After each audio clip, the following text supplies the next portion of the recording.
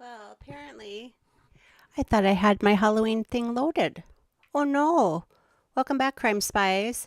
So, there is a press conference coming up. I thought I would just change gears and log on quick to get this to you. Wonder where my Halloween thing went. That's so weird. Huh. I guess we don't get to see it. Let me put my ears in. I thought I had a minute. I hope you're having a good day. You know what? This is really interesting. I was just thinking about this before I pressed start. Earlier today, there was a press conference regarding Natalie Holloway 18 years ago. Joran Vandersloot finally told the parents what had happened. Here, let's just see where Gazella's getting her. Jane Doe is Karen Vergata. And they're here. Okay, so I wasn't going to wait anyway, but if they step in, they step in. We might have to go over a few things. I don't know. Here we go. There's the police commissioner. Okay, so let's just hold on a second. Now we're sure where this is coming.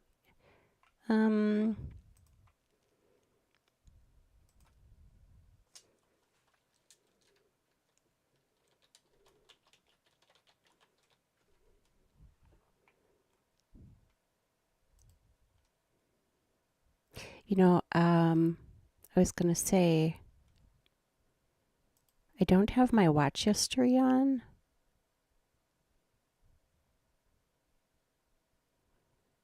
Oh, for Pete's sake. Let's see where she grabbed it from. Gazella, I hope you don't mind. It's me and unknown. Whoa. Fired. And Ray's office says it has new information about so you can watch the press conference streaming live on CBS New York, which is going to be on here as well. CBS New York. Thank you, Gazella. If you're watching Crime Spies on the replay, thank you. CBS New York press conference. Please hold momentarily.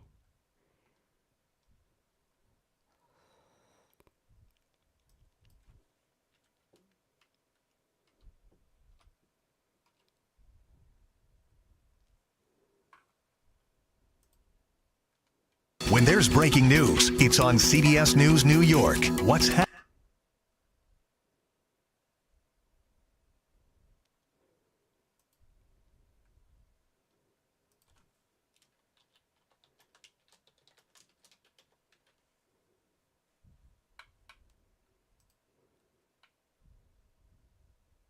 Here it is. But we aren't going to be able to go backwards now. Lo siento, Crime Spies. Valuable evidence oh, yes, we in can. the entire case of the Long Island serial killer.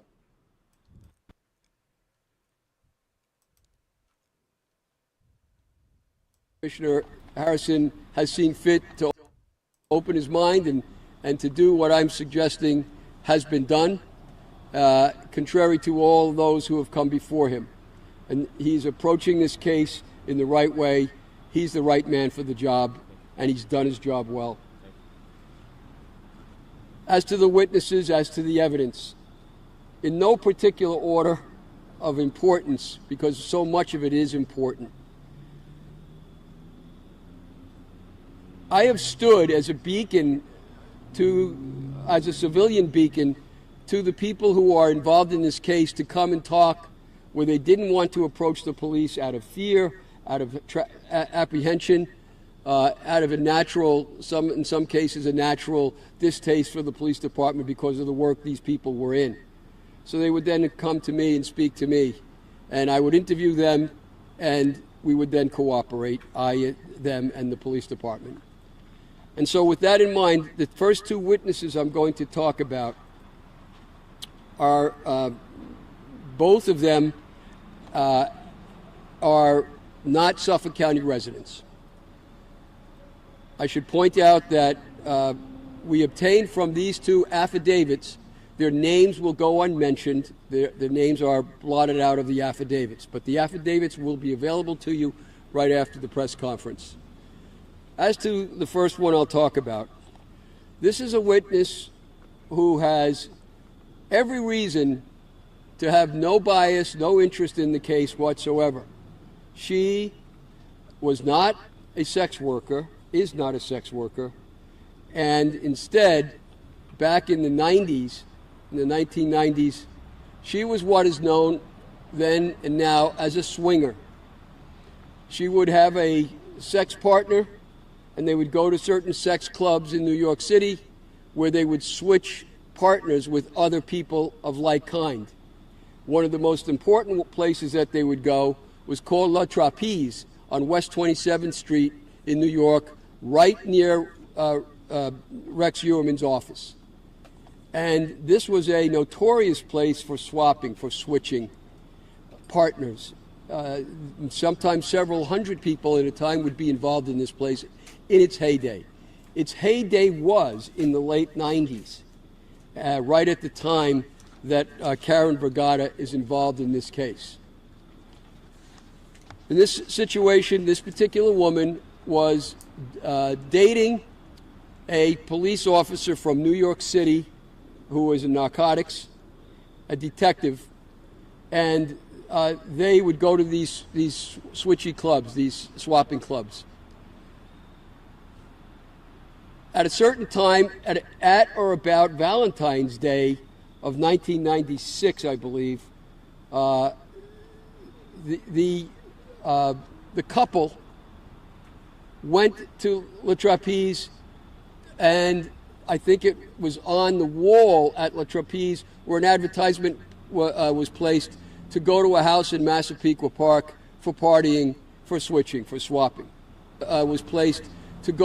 She went with her boyfriend out to Long Island, but before they went, her boyfriend picked up a woman in New York, in the city, who had apparently just gotten out of jail, and she was disheveled and hungry, and she was a sex worker. We don't know the details yet of how he came to know her, but he knew her. And she came in the car with the two of them. They went to Massapequa Park. Before they got there, they stopped at a gas station, and the girl who was with them expressed some apprehension about where they were going and why. That was all wiped out when it was pointed out that he's a police detective, so don't worry, no problem.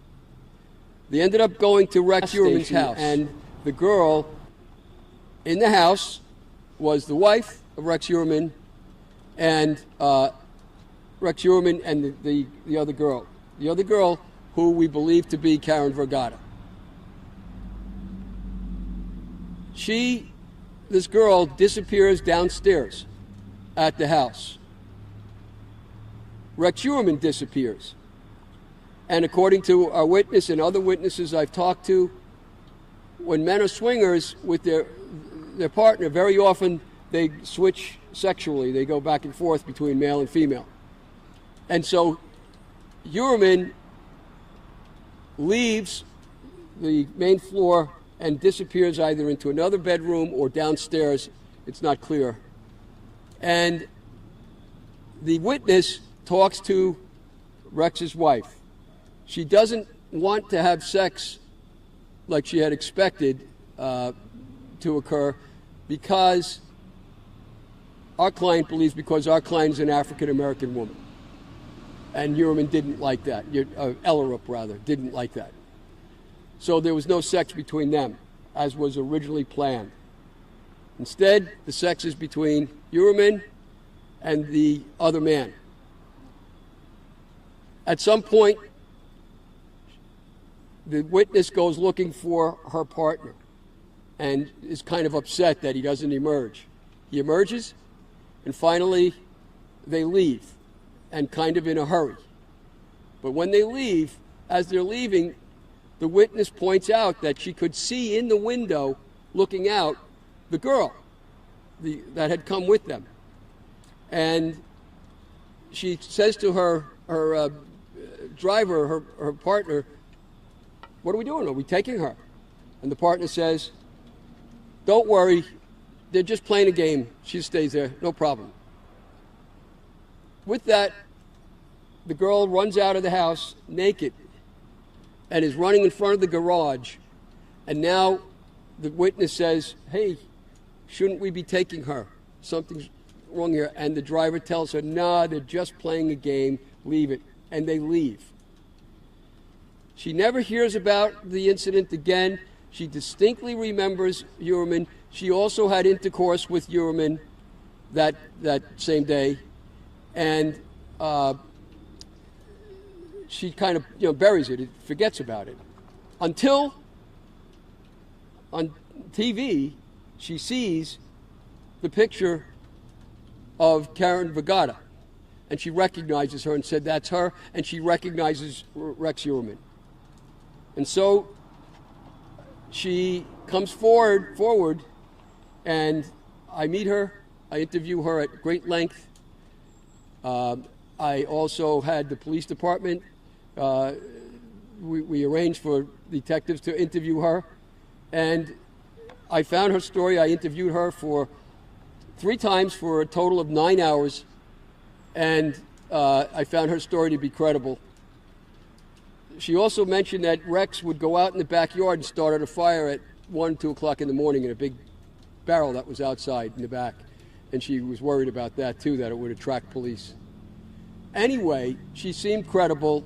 She appears to be credible. And she was willing to sign an affidavit to that effect. And that affidavit will be available to everybody. In the details I've just told you, you will find there. The second witness who's come forward. This woman is not a sex worker, never was.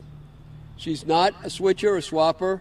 She's not involved in any sexual activities whatsoever. She has nothing to gain by coming forward. She's not looking for a book or money or the usual things that you're hearing about out there. None of that. But she came forward because she's very disturbed about what she knows after she also saw Rex Heuermann on television and Shannon Gilbert. And here is her story. She is a banker by day, and at night she worked extra in Suffolk County as a taxi driver to take care of her family. It was a one-parent family. As a taxi driver, she is called from her dispatcher to go to the Sayville Motor Lodge on Sunrise Highway, that infamous place that the commissioner here busted a year ago and for prostitution and other illegal activities. She's called to go to that place, and that there's a girl awaiting her who's locked in a bathroom and will come out if she flashes her lights and beeps the horn. And she goes there and does that several times. It doesn't work. But then suddenly a giant man who fits the description of Rex Heuermann comes out, and he's covering his face with his arms so he can't be seen, and he runs to a van or an SUV right nearby that's parked right there. She continues to flash her lights and beep her horn, and out comes a girl, crying, shaking, very upset, and gets in her car. There they talk for a while, and then eventually they drive to the Ronkonkoma Railroad Station so that this girl can go back in to New York City. This girl was a sex worker who was servicing the big man, and the man had seduced her into coming to Sayville by several times over the telephone, convincing her that he was just a nice man who was going to help and work with her to help her family, her mother, her sisters, and her boyfriend. Shannon has a mother, sisters, and a boyfriend at that time. She had her hair pulled back, and because she often wore wigs. This girl turns out to be Shannon Gilbert. Now, Shannon is lured into doing this particular tryst, and she's given an envelope, or shown an envelope by the man that looked like it was stuffed full of money. And he tells her, there's $1,000 in there. It's for you and your family no matter what happens tonight. She looks in the envelope when he goes to the bathroom, and it's stuffed with paper. And so she panics and realizes something's wrong. So she goes in the bathroom, and he had become very aggressive, very angry. She goes in the bathroom, locks the door, and calls to get a cab. And that's how she comes out. They speak for over an hour. So the driver knows her well and notices that she has a drooping eye, which is characteristic of Shannon, and also a characteristic of her family, by the way, going back for a generation or two. And so she notices that, and it helps her to remember Shannon when she sees her later on. That's the first part of the story. It doesn't end there. This is part two. Several days or weeks later, it's not clear, and this is all occurring in the fall of 2009. This is all occurring. The driver gets another call from the same dispatcher and says that there's a man named Matt who she's to pick up right off of exit 59 in the expressway, and he would be at a bar that was there by, I guess, Ocean Avenue, somewhere over there. She goes there, pulls up on a side street between the bar and a house right next to it, and she sees a girl in a window, and then she sees to the right of her a man, a huge man, rising up, coming to the car. He's dressed in camouflage, and he leans in and then jumps in the back seat, sits on the edge, and leans over and starts talking to her, and she's watching him very carefully in the mirror. And she recognizes him as the same guy that was at the motel a little while before. And she now knows him to be, she recognizes him from the media as Rex Heuermann. He says to her that he wants her to take him on a long trip into the woods.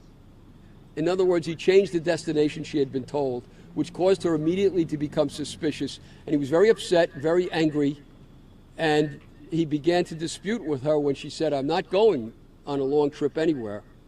And with that, he gets extremely angry and threatens to kill her and tells her, I already want to kill you.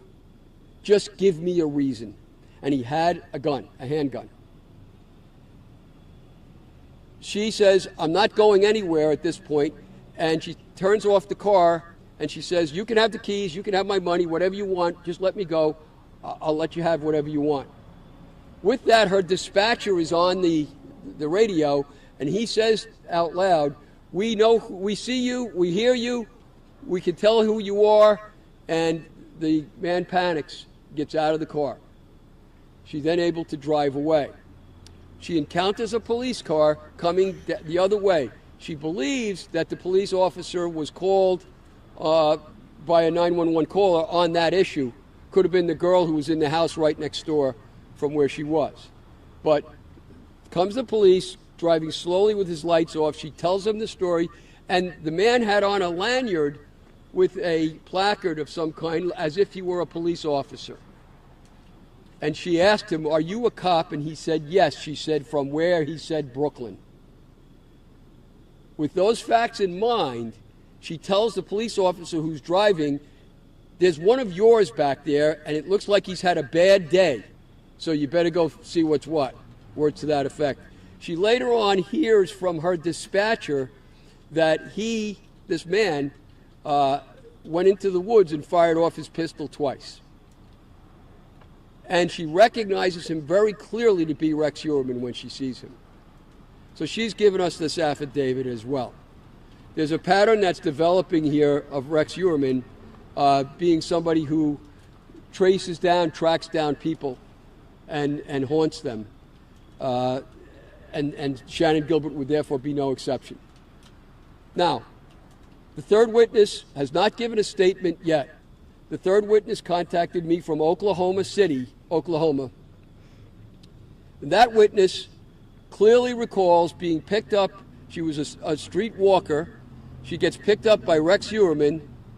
He in Queens, and he drives, I think, near the big center there in Queens, and he drives her into a park in Flushing, where he makes her keep her head down at all times, commit oral sex, and then he has a pistol in his hand and tells her, "Get out of the car or I'm going to kill you. And don't do anything except what I tell you to do or I'm going to kill you." So she gets out of the car, and he tells her, before she does, he tells her, "I want you to pick up another person, another customer." She gets out of the car and immediately pulls up another SUV, and a man driving it, an African-American man, and the guy that picks her up is white, and she gets in the other guy's car, and the driver, Rex Heuermann, follows the car. They go. Finally get out of the car because she panics and pulls the wheel because she sees a cop car coming. So the cop sees them go jaggedy off the road, and the cop stops them. The cop then goes back, talks to Rex and the other driver, who gets out and walks back. The cop comes back and tells her, "Lady, if you want to make a complaint, you have to go to the precinct," and drives away. That's her story. She also has no reason. She refuses to come forward. She refuses to have herself identified. I know her name. I know her address. I've given it to the police. They're aware of it, and presumably they're investigating it. You see the pattern. There's a pattern of a guy who likes to play kind of sporting games with the sex workers, chases them, haunts them, hunts them. That's what we're looking at here, we believe, anyway. The fourth witness, and I'll finish on that, she comes from another state, and she's contacted me as well. I have very lengthy notes and recordings of what we discussed. She was a sex worker for many years, back in the time when all of these killings were occurring, and she serviced Rex Heuermann.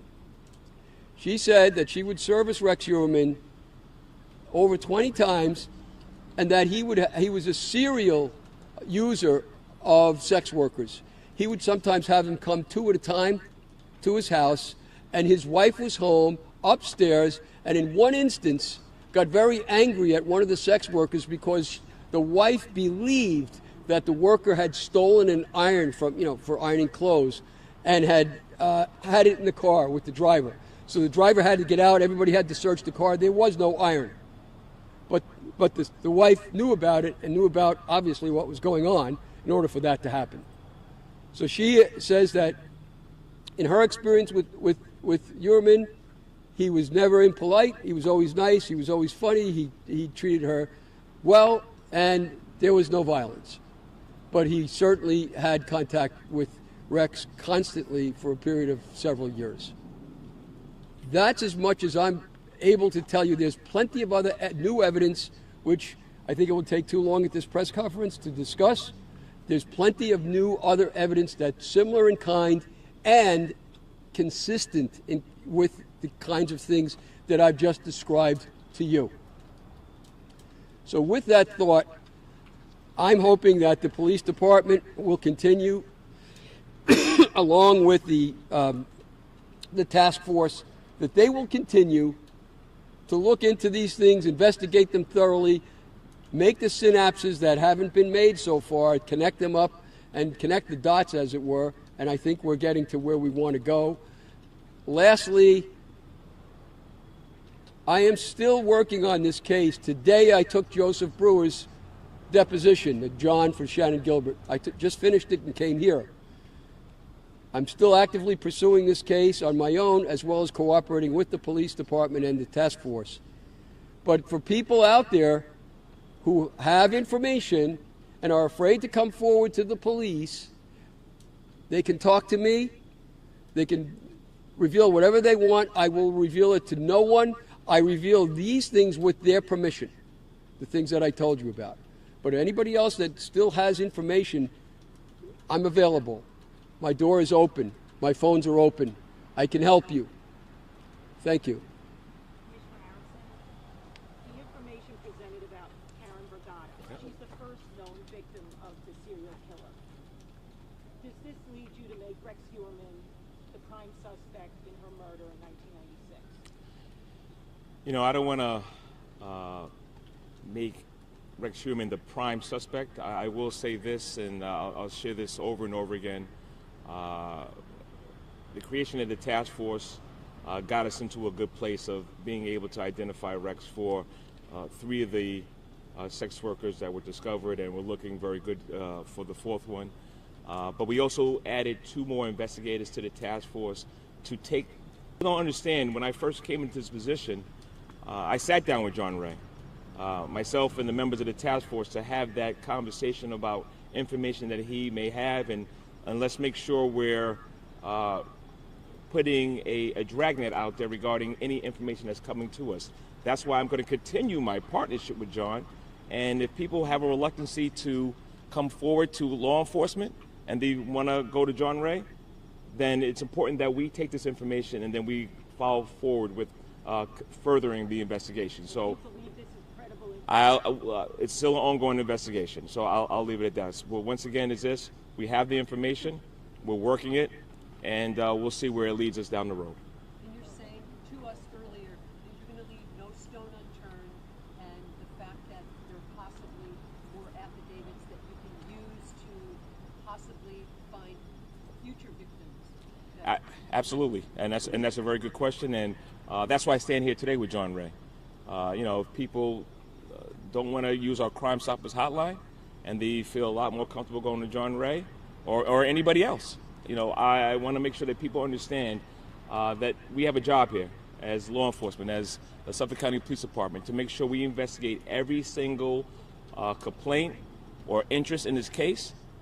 Make sure that we look under every single stone to see if there is any connection to Rex Heuermann, or if there is a connection to somebody else that may be involved with the bodies that were discovered on Ocean Parkway. Commissioner, have you heard about or known about these affidavits before today? What's the time frame? So we could go about a month and a half, depending on 2 months, depending on each one. For one of the affidavits, I was actually sat down with the person myself. That just shows you my vested interest in it. You know, listen, this is something that's very important to me. I'm going to continue to grind to make sure anybody that had an interaction with our defendant, Rex Heuermann, is held accountable in this case. Which witness did you sit down with? Number 1 or number 2? The delivery cab driver. The taxi driver? The taxi cab driver, yeah. That's the one with Shannon Gilbert. That's the one with Shannon Gilbert, yes ma'am.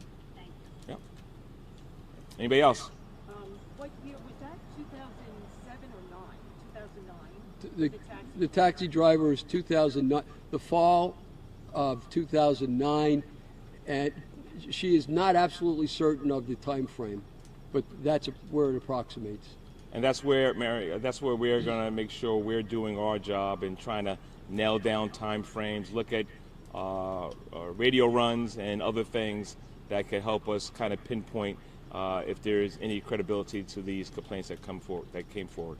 And the commissioner did send 2 detectives to interview the other witness with me, which we did already and at length. John, or did any of these witnesses explain why they didn't come forward for now? Yes. Was it immediately when they saw Rex Heuermann's picture? Yeah, it was certainly a question we had to ask. You know, we have to ask many questions to test credibility. And I'm not saying that people would necessarily lie, although they might, but that they don't remember or they mix up facts with other situations. We had to test all of those things. And so we had to test that too. And in the one case with the witness with the swapping, it bothered her that they left behind this girl, but she had no other reason to think anything of it until she saw this. She actually broke down. She couldn't believe it when she saw the picture and knew that girl. And that happened there. With the taxi driver, the taxi driver did report it. The taxi driver, back when this originally happened, she talked to her, her cousin was a cop. She spoke to her family. She spoke to other taxi drivers. She told a lot of people about it. And then she did contact Crime Stoppers and report it and actually talked to them twice, but nobody called her back. So that's long before the commissioner was involved. So she did come forward, and she said, well, you know, when it got reactivated, the issue, then she called me. Okay. Do you find the witness too credible, the person you sat with, Commissioner? So, you know, the way John explained it, and you got to just kind of take this into context, she doesn't have a stake in the game. She's a cab driver at night, had a profession during the day. You know, she's not necessarily from this neighborhood. So, you know, little things like that kind of piqued my interest. And once again, is this, you know, why did she come forward, and her role and story and everything? It's something that we need to take a closer look at, and we need to make sure we're investigating it. And that's why the task force will stay in place. That's why we added more manpower to it. We're going to continue to work with our law enforcement partners and see if there's any nexus to our defendant, Rex Heuermann, or once again, like I said before, if there happens to be another subject out there, we'll look at them as well and see if we can hold them accountable. And it was reported that you guys were honing in on Valerie Mack and Karen Vergata. In this case, does this add Shannon Gilbert to the list of those two women that you're intensely looking at, you know, their personal lives and whereabouts? Well, it's all the bodies that were discovered. Let's not rule out Peaches, the Tyler, the Asian male. You know, those were the names that I shared with Tony, but it doesn't mean that we're not continuing to look at all the bodies that were discovered there. But the ones right now that John has, when it comes to Ms. Vergata and when it comes to Ms. Gilbert, are the ones that we're going to take a closer look at and see if they're connected to our defendant. Any update on the fourth victim, Megan? Yeah, so I know our district attorney should be doing an announcement real soon, and he'll keep you advised regarding if there's a nexus to the DNA that was recovered, and if there is a match. So this witness one said that Rex had sex with both the woman, you think that is Vergata, and this other man, like an off-duty detective. So knowing that indicates he's probably potentially bisexual. Does that make him more of a leading suspect in an Asian male? Listen, anything is possible, but once again, this is something that we need to investigate, and I'm sure everybody can understand. There's a judicial process still going on. There's ongoing investigation. Now that this information has been provided to us, I can only share but so much. But I will reassure everybody here, we are not done with this investigation. I want to make sure that that's very clear. John, can I ask you something? Is Shane Burke involved in any of this? Well, I can't say he is, and I can't say he's not. He certainly reactivated interest in himself by what he did up on Bald Hill, which, by the way, you probably know that it's a notorious place for men picking up other men. I've represented several clients from that hill for that very same thing, and Burke was a street smart cop. He's even noted in his disciplinary record for being extremely streetwise. He would have known what goes on up on that hill, but he also would have known the risk he was taking, and he took it anyway. Burke, the risk taker, emerges, first of all, and second of all, Burke, who is interested in men, emerges, which is very much consistent with what I had said for years, that he was cross-dressing when he was with some of my clients, including Loretta Rickenbacker, and that he had that other interest. Do those other interests matter? Sure they do. If you're going to look at the old police department and see why did Burke get to where he went so easily? Could it be that there's more sexual improprieties on higher levels than we originally thought? It's something that should be looked into.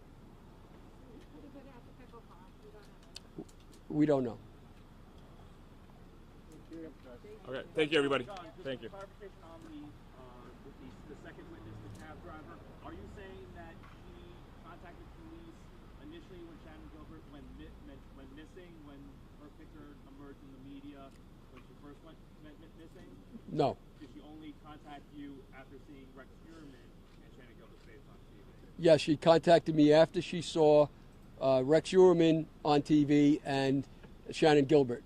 And then she contacted me, and then I went to see her, and she's not from this state. Okay, so she claimed that she never saw Shannon Gilbert's face on TV or in the media prior to this year. That I don't know. I can't say she claimed that. I honestly don't remember whether I asked her that or not. All right, sorry. Thank you, everybody. All right, thanks, everybody. We give you the affidavits. Oh, I just realized my microphone has been on this whole time. All right, I think that's it. I'm going to actually, I'm going to listen to this again because I kind of half pay attention, and then I realized that the sound was coming from the TV and not my earphones. So then that makes me pay attention even less. I'm so sorry. Okay. So that was the attorney for the victims. Just a moment. I'm gonna put you somewhere else. Please hold. And welcome, none your bitch. Is it none your bitches or none your business? I forget. Over on Rumble for me to know. And then we got you wrong in the chat over on Rumble too. Yes, I'm Crime Spies in both places. Crime Spies and Crime Spies. Well, Rumble, it's kind of confusing because I do a lot of political stuff on here too. And originally I was going to go with my political name for, well, we don't need to go over that. But I did want to just quickly go through two things. Number one,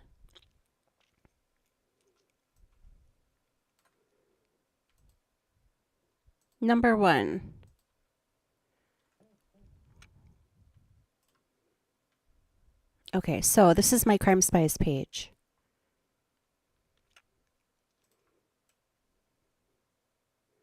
All right, so I was saying in the chat, so if you're watching actually over on YouTube, YouTube has a new super stupid policy that just came out in October where, for example, I know myself and several other people start off on all of our social media platforms. Like right now I'm on YouTube, Rumble, and Kick, K-I-C-K, Kick, not Kick, K-I-K, the one for pervs. It's new. It's sort of kind of like Twitch, but I know there's a lot of true crime people moving over there. Any hooser. Well, actually, for quite a while, I know Redacted, Natalie and Clayton Morris, they start off their live streams on all of their platforms, and then about halfway through, they'll say, "All right, now join us over on Rumble, and we'll go ahead and continue the conversation." Steven Crowder did that for a really long time too. Well, now October 2023, that's no longer that's prohibited.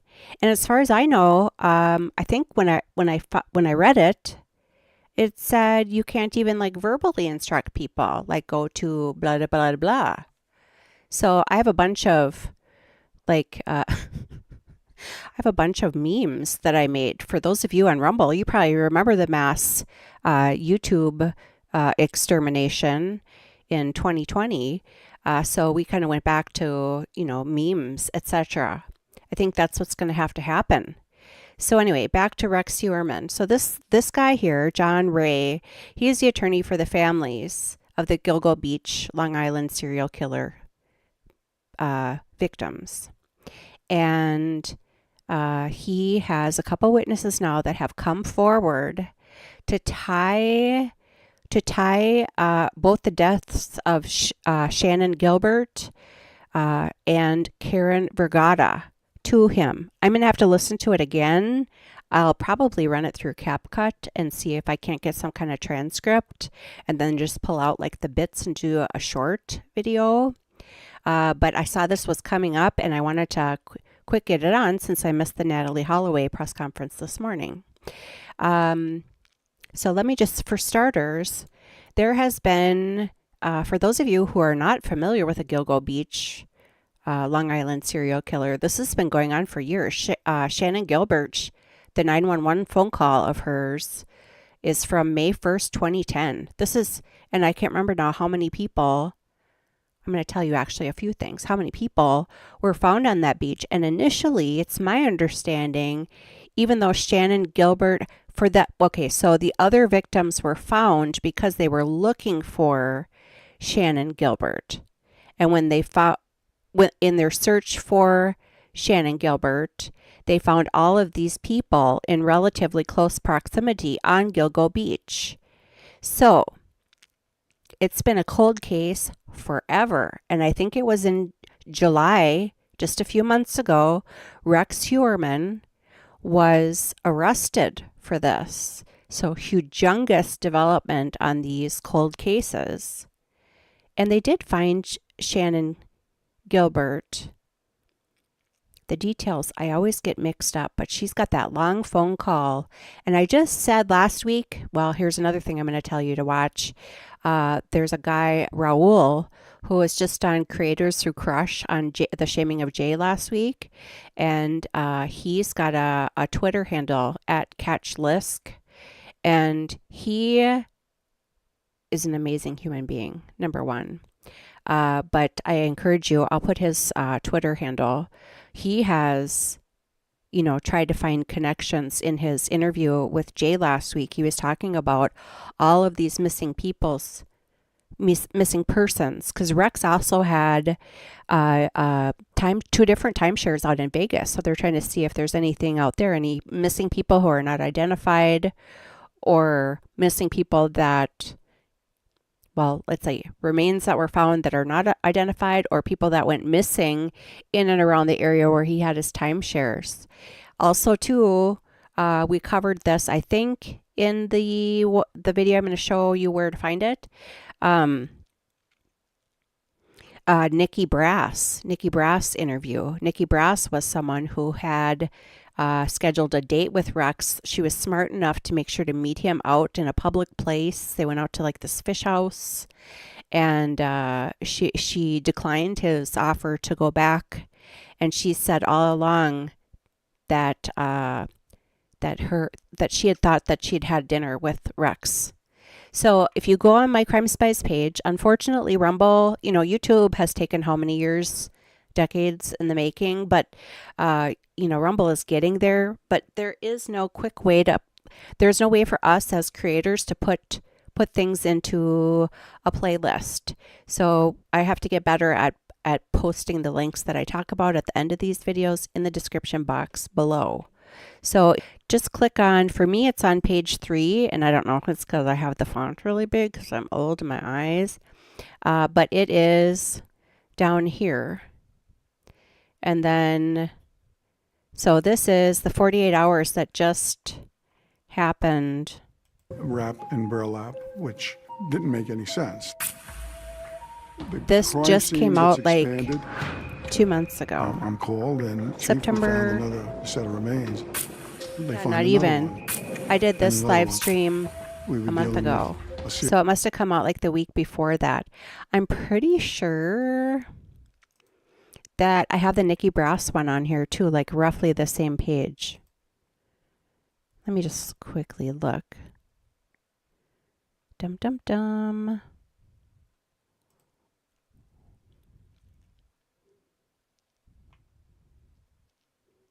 Okay, note to Shannon after. Note to self after this. I'm pretty positive I had the Nikki Brass one. Time flies over here on Crime Spies. There's so much crime happening all the time. I could have sworn I did a Nikki Brass one and had her face on it.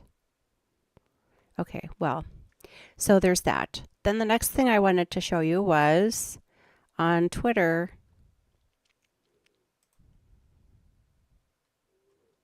Actually, he put my face.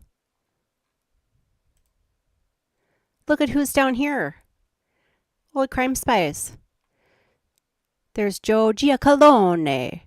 Shaming of Jay, Shannon Shaming, Gizella. Publicly Buzzed is on here. Bob Mata, Defense Diaries. Carrie Rawson, she's BTK's serial killer. And I retweeted it. And then like it was flashing by something else I was looking at. I'm like, wait, is that my Crime Spies head? I couldn't believe it. Wow. What a group of people. So catch LISK. This is him. You've got to follow him on Twitter. He is the most amazing human being. He's just so humble and kind. And I mean, he seriously takes these victims to heart. And he's just an amazing person. So if you wouldn't mind following him, he does have a catch LISK link tree. Oh, and on here, he'll say in the documentary on the shaming of Jay, he'll tell you how to use all of these resources, which is weird because I had said during the live stream that one of the things I was hoping to do with Crime Spies was to reach out to some of the missing persons organizations because I have a certificate. Well, I'm a business analyst / accountant / finance manager, but I have a certificate, a mini master's in data analytics, and also certified in Tableau. Tableau, most people aren't as aware of it as they are like Bill Gates' Power BI, but I am not a fan of Bill Gates, and I like Tableau better. But Tableau is a visualization tool. So what you're able to do is you're able to take humongous chunks of data or teeny tiny chunks of data. You can merge in big data sets like from Best Buy or like little tiny old comma separated value data. You Excel spreadsheets, you name it, and you dump it in. You just keep dumping. And then it merges all the different kinds of data, the data sources, into one data file. And then what you do is you create dashboards, visual dashboards based on the questions posed. So for example, if we would get all of this information put into like a Tableau, database, data set, you could say, okay, now how many people who are missing or how many people who are missing only, remains not found, they're just missing, that were 15 years old with red hair and blue eyes across, the whole United States during, such and such time frame to such and such, or whatever. You start off broad and narrow and small. I always use the example when we learned it, like 8 years ago, I think it was, we used the Titanic passenger list as our learning data set because everybody knows about the Titanic, and you can start asking questions like, well, how many people on, deck 4 or deck 8 from Germany, women ages 25 to 35 survived, hypothetically. I mean, you can get down to like, you can drill down to like the most minute detail. And so part of the thing I was hoping to do was use that skill set because, I mean, there are a lot of people that have it, but, a lot of people that have it don't use it for, they use it for work. They don't use it for, solving crimes. I wouldn't think. I've never heard of it. I've never heard of anybody in the criminal world using Tableau. I mean, I used it at Best Buy. I used it in many different places. But I don't know. Joe Giacalone, maybe that's something that perhaps law enforcement should check into, or some of these missing persons places. So a couple months ago, earlier this summer, I should say, I actually contacted one of the places that has the missing children on it. And if you go to their website, it's just like their pictures and like stats, and you have to click on each one. So I sent them an email and said, hey, I'm a data analyst. I'm, sort of getting my toe involved into the, missing children true crime community. Is there a place I can find this data set? And then he like sent a message back and is like trying to clarify what I was asking. And I explained like what I just explained to you. You can put that data into a file, a data set on Tableau, its own separate file. And then you can put it on, we call them dashboards. But, sometimes like heat maps are really important. So you kind of read what the question is from the group and decide, what kind of visual you want to show the data. It's an incredible tool. And in the blink of an eye, honestly, you can just dial down. But anyway, go to tableau.com and watch the video. Watch the demo video. It's a great tool. And I've never heard of it actually being used in law enforcement. But I would think it would be way easier to establish patterns. Anyway, I'm getting a little bit off track. So if you have a chance, follow him, and I'll also show you and drop a link for, oh, I think I put it on here.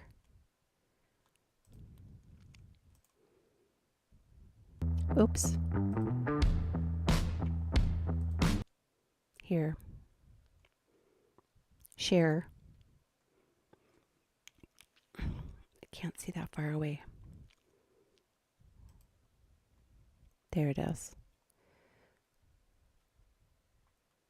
Or it's not. There's Gazella still. Hello, Gazella. She's on that picture thing too. That's not it either. What's happening to me? Oh, I see what's happening. All right. Well, I'll just put the link in. So there's that. So I would encourage you to watch that. What an amazing human being he is. And then I just wanted to also run through, you know what, every afternoon, I swear, this internet gets funky.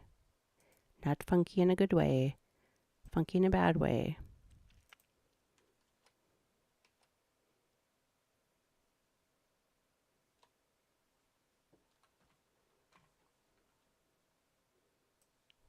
I think I need to go to Xfinity and demand a new router. Okay, I just wanted to go through some of these. Looks like Shannon Gilbert might have a connection to LISK after all. New evidence suggests that she does. I know some of you have been saying this for years. Yeah, I mean, that's what we kind of have said in some of the chats. I know Joe Giacalone and the Shaming of Jay have had many Bob Mata also, very many videos on the Long Island, the Gilgo Beach murders and other connections. Just want to double check, make sure you can still see this. Okay. The mother of Shannon Gilbert, who hired this lawyer, died. I wonder if I've heard that before. It is doubtful he now represents any of the Long Island serial killer's victims. More likely working for some of the killers like, oh, this person's got anger issues. I'm going to put that out in the universe.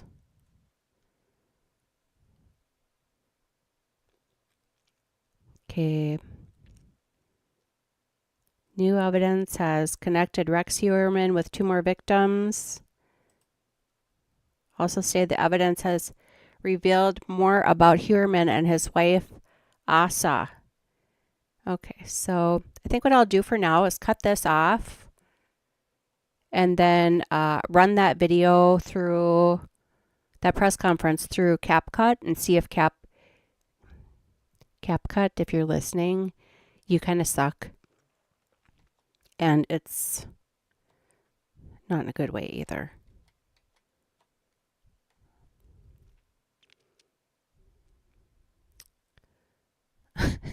I'm sorry. I was talking and not paying attention. Okay, good. Oh yeah, the Minnesota mom one. That's what originally I was but then I thought, oh, if I'm going to do true crime, and then I thought, well, maybe I'll do like politics and true crime, and it doesn't work. No, YouTube rules suck ass. Yeah. I mean, honestly, you're thinking that she didn't have a clue all these years? She had no clue what this puke face was doing? He's just frightening looking. You got to watch that. You got to watch that 48 hours. It's an hour and 4 minutes, which probably means that I talk for about half an hour of it at the end. But it looks like at least I started off keeping my mouth shut. Yeah, YouTube's rules. So actually, I don't know if you follow Publicly Buzzed Steve, but he had somebody, Keystone Pirate, I think was the name of the person, who also has a brand new YouTube channel, said something the other day. And I said, yep, I've got like little, I did send Steve, I've got like little thumbnails. I made a bunch of thumbnails over the weekend. I don't know if I can find it. It's actually kind of funny. Like, should we learn Klingon?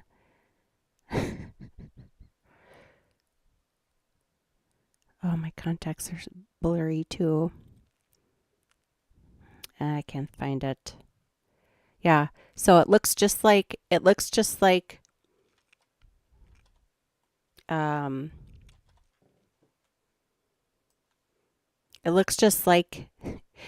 thumbnails. It looks like these thumbnails, except for instead of my face, it's the Klingon from Star Trek. And it's like YouTube suppression. Do we need to learn Klingon now? Hack number 1, use memes, etc. It's kind of funny. But yeah, interesting timing, isn't it? That they are really cracking down. There's one simple hearing hack anyone can use to improve their hearing almost overnight. Well, it's only October 18th, so maybe like half a month ago. Not half a month ago, like a week or so ago is when I noticed it. It's a bunch of hooey. That's what I have to say about that. Okay, and and Tableau. Oh my God, Tableau is just the most amazing gift.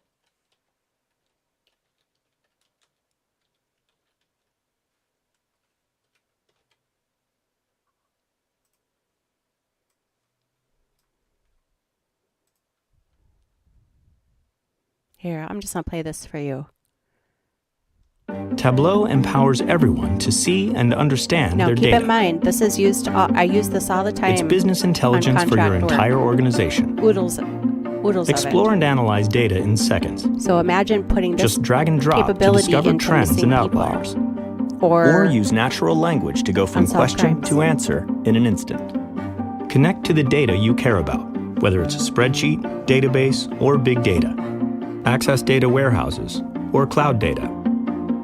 Tableau Prep helps you quickly and confidently transform and shape your data for analysis. Easily combine data from multiple sources. See all your data at a glance with Prep Builder's visual and direct interface. Smart grouping algorithms make it easy to reorganize your data. Then, publish and schedule your flows with Prep Conductor. Or open the output directly in Tableau Desktop for analysis, where you can ask questions, change your perspective, see how you can change the and visual. Reveal deeper meaning. Some people transform your data into powerful interactive dashboards. Securely share your data and dashboards with Tableau Online or Tableau Server, so everyone in your organization can ask and answer their own questions right from a browser, tablet, and that's what is so or phone. User-friendly. Whether you want a fully hosted solution like Tableau Online or to manage your own Tableau server on premises or in the cloud, the choice is yours. Everyone in your organization can access data and dashboards to explore and find their own insights in a trusted and secure environment. Tableau's management tools give you control over everything, from user permissions to data source connectivity, and the visibility you need to support your deployment. See, I don't think any of this is... Tableau naturally fits within the fabric of your business, so you can easily scale from small teams to full organizations with thousands of users. Actually, no, now that I'm thinking of it, I mean, Tableau. Police departments... See and understand your data. Oh my God, it's the most amazing tool ever. Like I said, Power BI is almost exactly the same. It's just I don't like anything Bill Gates. If I don't have to use it, I won't use it. But actually, glad I included that last part there, because if it's a police department or nationwide, as long as you've got secure information shared. So once the data is in there and you teach people how to use it, well, I mean, like you wouldn't need to know like what I know, but you would need to know just the basics. So if the data is in there, you could like literally share it with secured people in the cloud somewhere. And then, like, let's say, for example, this Raul catch LISK guy, he could, you know, if he was working on something, he could pull it up and you like literally, you know, I would like set up different category, like set it all up. So you would just have to, as the user, just like drag and drop whatever it is that you're asking for. Oh, it's hard to explain. But it's an amazing tool. And like I said, with the data being visualized like it is in different fashions, obviously numbers and profit and loss, etc. You know, the up and down line is better, but for somebody like missing persons, the heat map would be fantastic. Maybe I should do another short video on the uses of Tableau. Oh my God, it's the most amazing tool ever.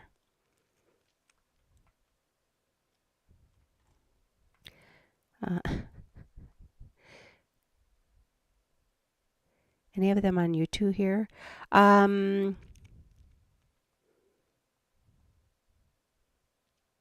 I got permanently banned the day after,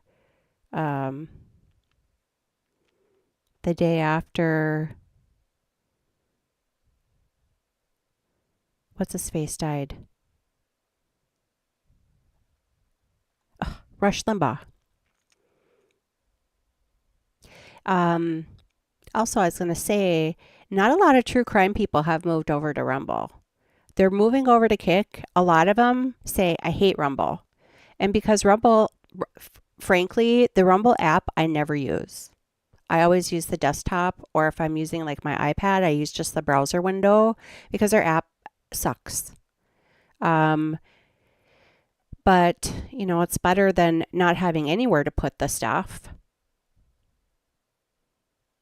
Oh, you can't even make a new Twitter account?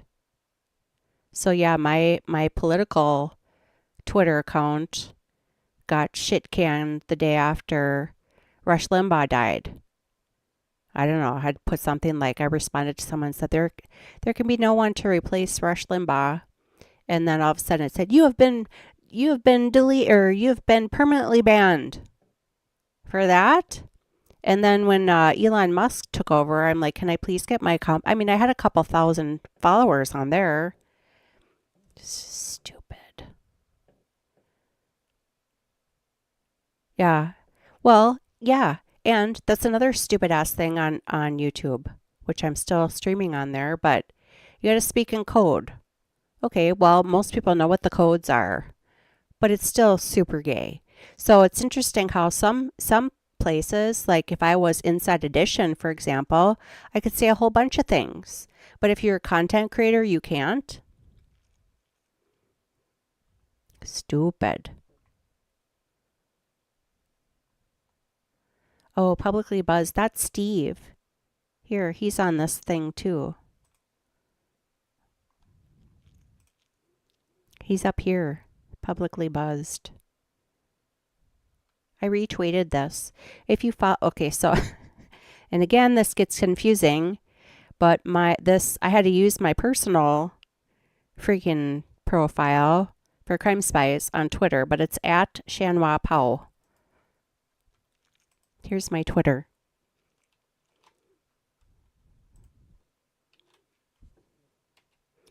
And then you already know how to find me on YouTube. And then Kick is in the description box underneath there. It's just kick.com, K-I-C-K, not K-I-K. K-I-K apparently was for like pedophiles and pervs. But Kick, Kick.com/Crime Spies. The really nice thing about Kick is you can almost bookmark people's channels because it never changes. Never changes. And if you're a content creator, like for Rumble, That's another thing.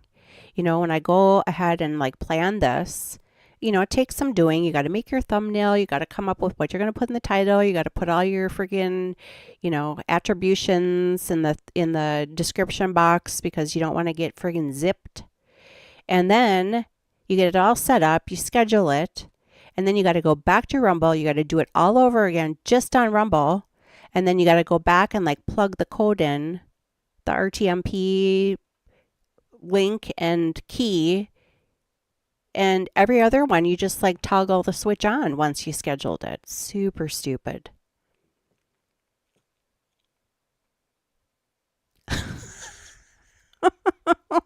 Well, you're gonna get along good with us over here on Rumble for me to know. And like I said, most of the time, what I've been doing the last couple weeks now is streaming on YouTube. Even if it's politics, I've been doing YouTube and Rumble and Kick before I cut the YouTube one. And it seems to be working as long as I use the memes, knock on wood. So there's that. So I owe you a few links in the description box, and I also owe you kind of a brief summary of this press conference. So for now, I think I'm going to let you go. Change this contact. This is my distance contact, and it's really blurry, and when I blink, it goes bloop. But I do appreciate you being here. And yeah, I will put in the description box underneath my Rumble video. Well, here's the thing. Now, can I go on YouTube and put in like Catch LISK, that video, or will I get zapped? Or is it only if you're redirecting your content? It basically said you can't redirect people with links that go to harmful sites. I wonder who is to determine whether they're harmful sites or not. I've yet to get what it is. Kick. Oh, well, Kick, like I said, it's here, I'll show you.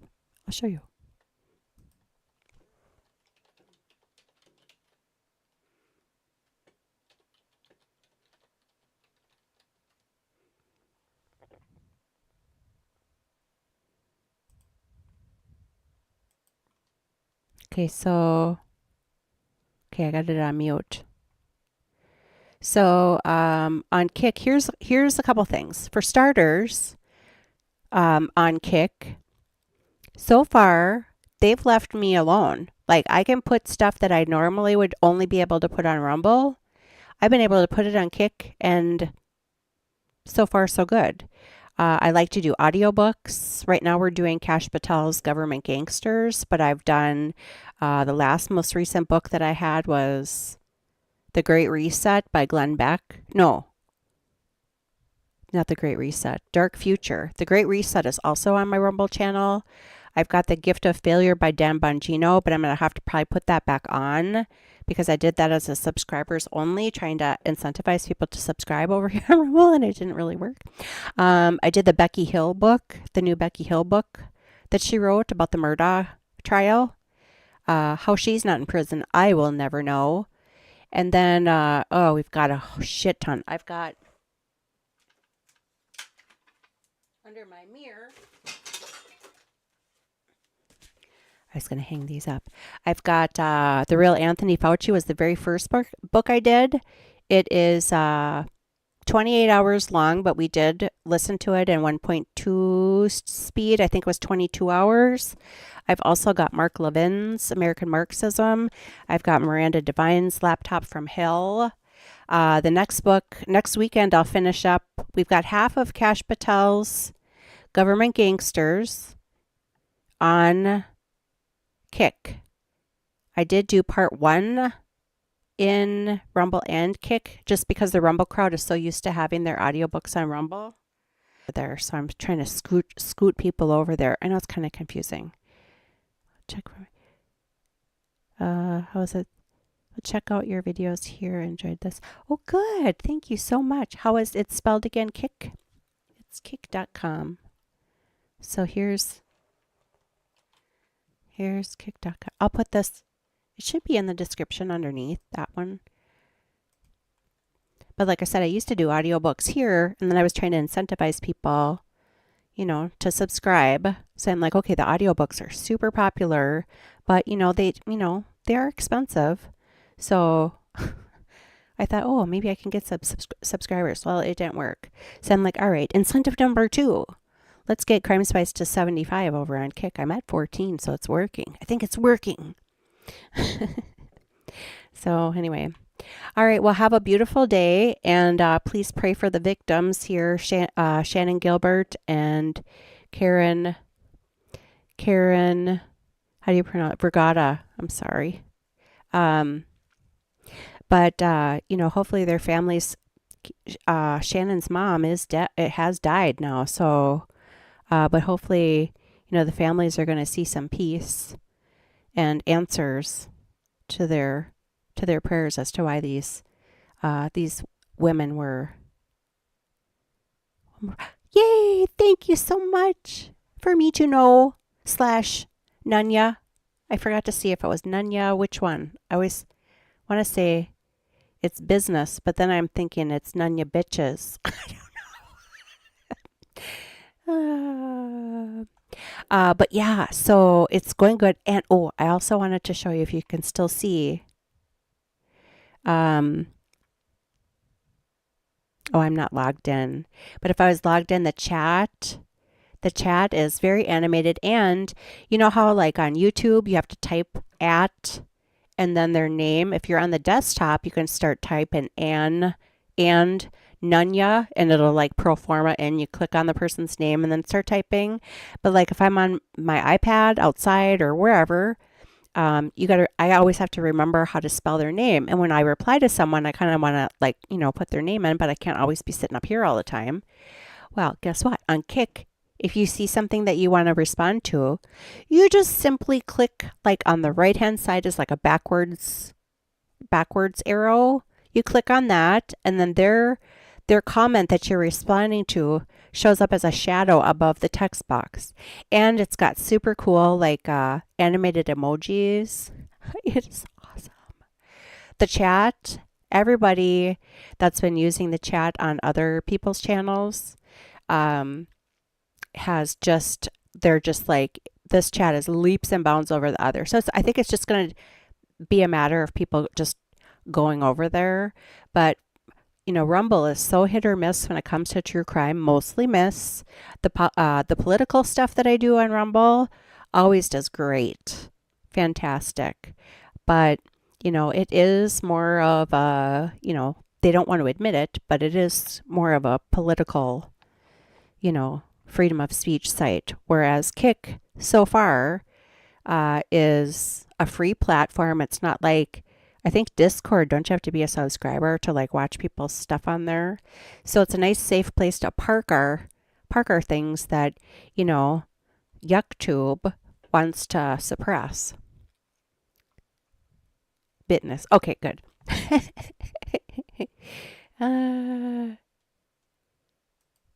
Yeah, I am trying to get more of a schedule.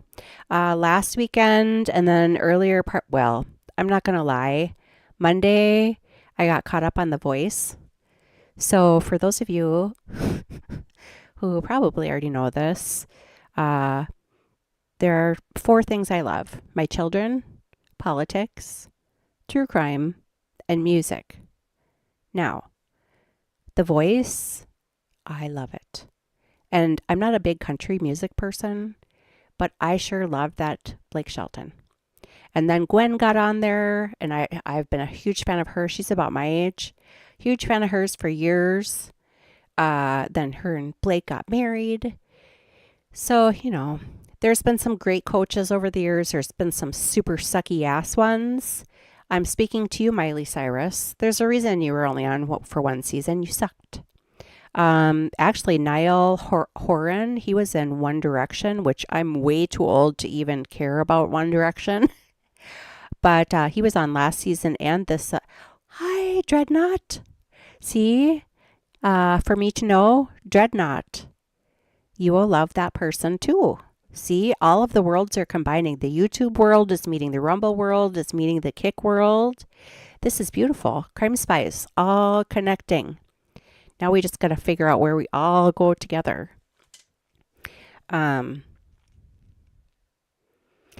Okay, so one more tangent, and then I will go. Because I promised you I'd give you a synopsis of this press conference. And I am working on a schedule I think that would be a lot easier for you to know when to find me. And there's some really great people, like Mo in the Deep End. She does the morning news. So I was actually thinking this morning, like, what would be a good time? Because there's some really great people that have, like, pretty set on times of things that they do. And there's kind of a dead space midday. So it might be kind of a midday thing. I want to do like a daily news update and a daily crime update. So like a politics news crime and a news crime, true crime, if you know. Yeah. So I was working on the video you're going to see at the end of this, which I just realized I forgot to take the countdown 10 down to 1. I have to take that off. But I wanted to do a Halloween one. And I made a whole bunch of thumbnails, like I was telling you, the YouTube suppression one with the Klingon guy. Just maybe kind of a quick, brief video about, if you're a content creator person, how to maybe get around it. Because shockingly, everything that happened over in Israel like a week and a half ago, I did a live stream on that early last week, and knock on wood, it hasn't been touched. And I think it's because I spelled out, how you can use characters and numbers in replacement of certain letters. I did that in the title, and I think the title also very generic, but you put the bits in your meme, in your thumbnail, aka meme. So maybe I'll do a short, that's on the list, short video just to say, here, make sure you're not just read well, but then you got to put the tags in. I don't know. There's a workaround for content people and workaround for people who watch different types of crime things.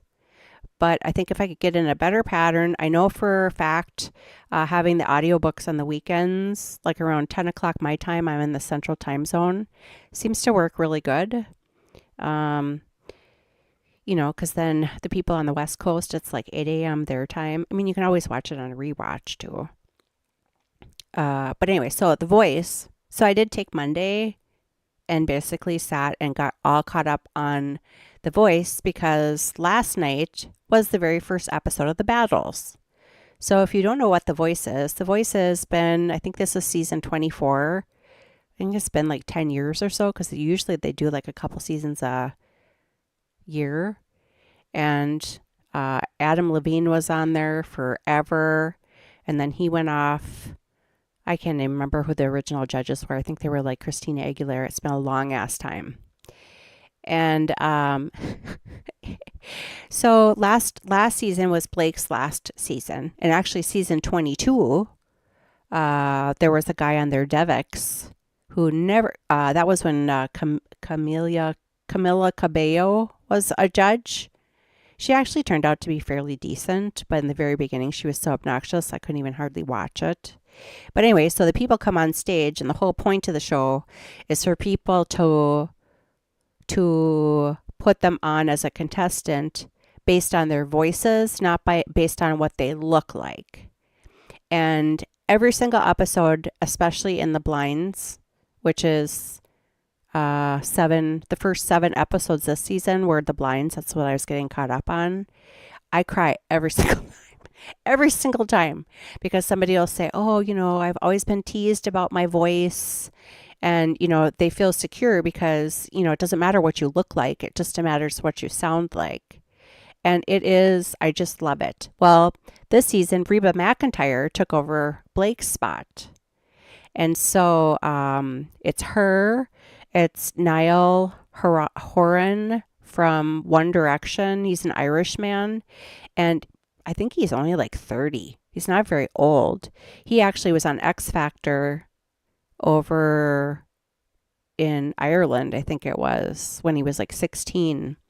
But he was new last season, and by the end of the season, I was just like, oh, he's really, great. And then this season too, I think he's an old soul because he just, when he talks, he really connects with people. So, and then Gwen Stefani is back. I think this is like her 7th season. And then John Legend is back. And I know, we all know about John Legend. I can't freely discuss because I'm on YouTube. But he's on there. Anyway, so last night they had 3 of the 4 coaches battles because it was only a 45-minute episode, 1-hour show. It was, the very first one was John Legend, and he had 2 people. One was a 4-chair turn and the other one was like a 3-chair turn. Doesn't matter, but they sang Cry Me a River by Justin Timberlake, who, incidentally, John was saying that Justin Timberlake just recently released that song to these singing competitions. And it is on my it's on my Twitter page because I am so pissed off what happened. Pissed off what happened. So he puts them on, and at the very, very end of like the actual episode, he's like, the goal of this is to not let anybody go home. So in battles, 2 people come out and they sing the same song. They work with the coaches, together and sing the song together as a team, but the coach sends home one of the 2 people. Unless they get stolen by the other coaches. The other 3 coaches have 2 steals based on, I don't even know how many, there's 14, 28, 56 people. So, or is there, I think there's 56 people. I can't remember if each coach gets 14 or if each coach gets 12. Regardless. So they have to like cut their teams in half through battles. And then the next round, I forget what it's called. And then after that round, then the audience votes to keep the people on or kick them off. So these 2 guys go on and it gets to the very end and John picks the one guy and not the other. I was shocked because in my opinion, granted, I'm not a musician, but in my opinion, the one guy, I mean, they were both pretty close, but the one guy freaking nailed it. He had a way bigger range. Well, you'll have to just watch it. The clip is on YouTube and it's also on Twitter. So he picks the one, and the one I liked says, then Carson Daly says, okay, well, just a reminder to you other coaches that, I forget what his name is, Ephraim is available to steal. Ephraim, do you have anything to say? And he says something very nice, like, John, you were my favorite coach or something. And he walks off the stage. There was no steals. And I was like, what? Super stupid, John Legend. His new name is John Idiot Legend. Oh my God. And then Reba had said something like, I really wanted to steal him, but I've got my eyes on a couple because they only have 2 steals for all those people. Oh, then the next one that comes up was Reba McEntire's battle. And it was this Jackson guy. He's like, I don't know if he's from like Hawaii, but he looks kind of like Polynesian, sort of. I think he's from Hawaii. And then this other gal, Jordan. So Jackson was the guy's name. Jordan was the girl's name. And they sang, I forget what the name of it is, but it's a Reba McEntire, Vince Gill song. I don't remember what it is. Well, anyway, this girl, Jordan, when she had her audition, also you can see that they have, the Voice actually does do a pretty good job of putting their, like, the core parts of their show on their YouTube channel. So if you look at Jordan, The Voice, audition, or blind audition, she is freaking funny. And for me to know, /Nunya, I had mentioned it this morning when I went into Mo's morning news segment that she does. I'm like, good morning. And she's like, good morning, Crime Spies. How are you? I'm like, I will be, or no, I think it was at the end. She's like, this is what I'm going to be doing today. And I said, this is what I'm going to be doing. I'm going to be reporting the crime that happened last night on television on The Voice. This Ethereum guy got kicked off and nobody stole him. So I sent her the link and I said Exhibit A. And then she said the same thing you did for me to know / Nunya.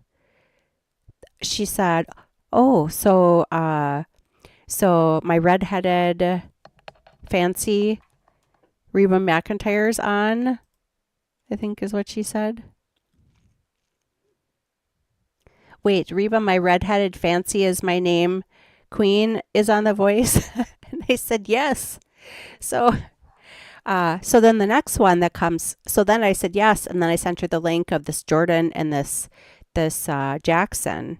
And I said, actually, Jordan, here's Reba's battle, which ended equally, I mean, although in my opinion, Jordan did win it, but I would have thought Jackson would have gotten stolen. And I said, actually, here's the second crime that happened, or something like that. Here's the second crime that happened. Yeah, that was just super dumb. Oh, and I was so mad about this that, yeah, the heart won't lie. That's it. But that Jordan girl, if you look at her audition, and then last night when the coaches are talking, I think Gwen said something, and then she's quick. And I said, actually, Jordan reminds me a lot of you. You know, Mo's got that super funny personality. You know, she's very laid back, but she just comes up with some really great, like, quick comments. This Jordan is, you'll like her. She's really good. So maybe for those of you, we could watch The Voice over on Kick and Rumble, because I just love it. I don't know why people don't like that or don't watch that show. I mean, obviously they do. But I was so mad about this Ethereum guy getting kicked off and not getting stolen last night that I went on Twitter this morning and bitched. Then, second of all, I actually read the comments underneath their clip of it. And I wasn't the only one that said, what were you thinking, John Legend? Why would you, you know, and it was the first battle of the whole season. This happened.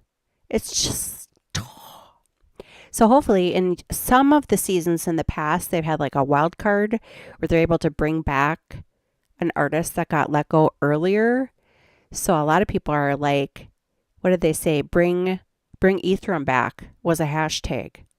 Bring Ethereum back. So hopefully that'll happen.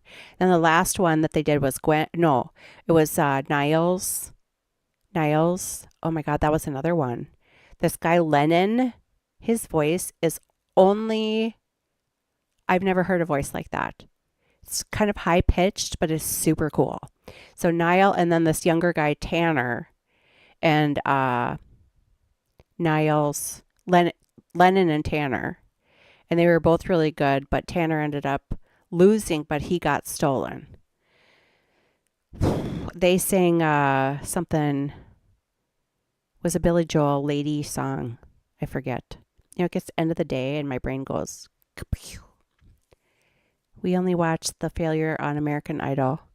You know, I did watch American Idol in the very beginning. I remember, what was his face? Daughtry.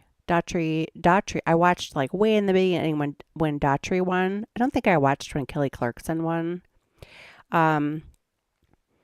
But I mean, I sort of liked it, but when The Voice came out, it's so addicting because, you know, with American Idol, they sing and then the judges sit and nitpick them apart, and then they have to, you know, figure things out. Where the voice coaches, like the coaches are the ones that are basically winning. I mean, the contestant wins too, but the coaches are battling each other. So there's an element there that is way better. And, you know, in the beginning, the coaches decide who they're going to keep on their team and who they're going to let go. And then after a certain point, then the audience, you know, does like the phone thing where you phone in if you want somebody to win. I'm telling you, every single episode I cry. Maybe not so much after like battles and stuff, but in the very beginning when people are talking about their story, it's just tears every time. They can only steal the loser of the team. Yeah, they can only steal someone else's loser, and they only get 2 steals per battle, or per the battle rounds. And I should look and see the battle. So the first 7 episodes, they have a long episode Mondays and a short episode on Tuesdays. I have Peacock Premium, so it's on there. But so the first 7 episodes are blind auditions. And last night was, so episode 8 of season 22 was the very first battle. But they're coaching them to be better singers. So even if they like get kicked off, they've had such, and they just like, I just love the show. I can't help it. I love it. And oh my gosh, you should have seen how many people will go up and, then there might be 4 coaches that turn all the way around. There might only be 1. But when they have a choice, it was really amazing. Reba got so many people. They're like, I used to watch you after school with my grandma at her Reba show. It was really cool. And like I said, that Niall, he's young, but he's really talented. I'm not a One Direction fan, but I'm a fan of his. Like I said, he's kind of like an old soul. And then Gwen is Gwen, and John Legend is John Legend. But it's really good. It's a great show. So we went from crime to The Voice, because sometimes we have to bring it up a little bit. But I will put the links. You really should watch part of that Catch LISK, that Raoul guy. Wow. I mean, he is an amazing human being. He's not in this for the fame or fortune. But he wants these people found. He's all about the victims. It's just a beautiful episode. We never missed an episode. I never watched Reba. My mother was a gigantic Reba McEntire fan. Huge fan. I actually watched a documentary on her last night. She hasn't had an easy life, that woman. Yeah, Reba. Well, and Reba was a mega mentor on The Voice several times. I think she was one of Blake's first ones when he first started, and then she was his mega mentor last year. Oh my God. And then, sorry, I keep talking about The Voice, but it's such an amazing show. But each coach has a gift. So in the very beginning, when they're doing their blind auditions, to entice them over to their team, or if they're just like a one-chair turn, each coach has a gift. So John Legend had like a white jacket, like kind of like those old vintage letter jackets. It was white with red letters. It says Legend on the back. Super gay. But and then Gwen had like a black hoodie, said Team Gwen. And then Niall had like also a hoodie. And Reba had Reba's tots. So if they won, if they picked her as a coach, she'd bring them over to this like cart, like if you go to the hot dog, like to a baseball game, and there's like that stainless steel, cart. She had tater tots in there. On the side, I had this big neon sign, Reba's tots. And then she'd, dish up and ketchup. Do you want ketchup or barbecue? She'd say. And then once her team was full, she's like, Reba's tots are closed. God. Oh, it's so funny. My mom never liked Reba's voice, but I do. Fancy is one of my favorite Reba songs. Yeah, she's, my mom was a gigantic country music fan. Garth Brooks, Reba McEntire, Linda Ronstadt, who, frankly, I used to call her Linda Rottensnatch. Don't judge. I can't stand Linda Ronstadt. Let's see. Glenn Campbell. You name it. My mom was a gigantic fan. So my dad, not so much. He was like The Doors, Eric Clapton. What's the guy? Jethro Tull. But Reba, you can just tell she's just got a wonderful, wonderful heart. I'm telling you, that Niall is something else. He is really a spectacular human being. Gwen this season's a little much. She had this like white and black checkered outfit on. You know, she's different with her style. Most of the time super cute. But the last couple seasons, this is another comment I saw on X this morning with a similarity.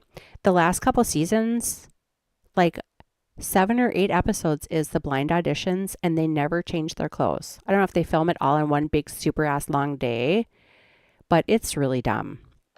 And then it had like this super cute it was like this cute little short dress, but you know, the pattern got a little taxing on the eyes. And then I had like this floor length, super cute jacket, but she kept like taking it off. And like when she was trying to get people to go on her team, she'd like take off her jacket, and it really got annoying. My mom let Conway Twitty, Patsy Klein, Slim Whitman. Oh, funny. Yeah. Like I said, I'm not a big country music fan, but my sister and I actually went to Garth Brooks together. Probably 10 years ago, maybe, I think. Johnny Cash. I got my Johnny Cash shirt on. Completely by accident. Just happened to, that was what I grabbed out of the wash machine or dryer this morning. So if you have a chance, yeah. But it would be kind of fun to watch The Voice with people, because I have so many things to say, and in Twitter you kind of get lost. But I don't know if any of the Crime Spies people. But yes, definitely today I wanted to report on the crime of Ephraim getting kicked off of The Voice and the other voice coaches not stealing him. It was gigantic mistake. For those of you on Rumble, I will put the link where you can follow me on Twitter, because I've already tweeted about, or X or whatever they call it. And you can, I do love all music too. Oh my God. And there's a girl in I think it's the very first episode, she yodels. See, if I was only on YouTube, or if I wasn't on YouTube right now, I could show. Wait, maybe I'll do that. So for those of you on YouTube, we're just going to cut you off for now, because I think what I'm going to do is show just a couple little clips on Rumble and Kick of The Voice. How's that? So thank you very much, YouTube. And I'm just going to cut you off. Rumble and Kick, give me a second. And I think I go here.